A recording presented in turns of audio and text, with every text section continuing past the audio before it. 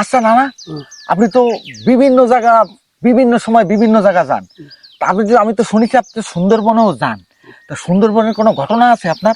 আরে ঘটনা আছে না, আমি সুন্দরবনে গেলাম তখন আমি জম তাজা কি যে ছেলে ফেলে নিয়ে গেছি সুন্দরবনে জঙ্গল কাটতে। এখন টং মানে টঙের পরে বসে আছি সন্ধ্যার টাইমে, শালার বাঘ চলে আসে, আমি পেশাব করতেছি, আমার পেশাবের ধারা ভাই বাঘকে লড়তেছে। হ্যাঁ, তারপর? তারপর আর কি পেশাবের ধারা কাটিয়ে দিতে যাই, বাঘ চটকে পড়ে মরে গেছে। ওরে বাবা, কি দাঁড়া পিসাব কাটে দিয়েছে, বাঘ পড়ে চটাং করে মরিয়ে গেছে। বাবা রে বাবা।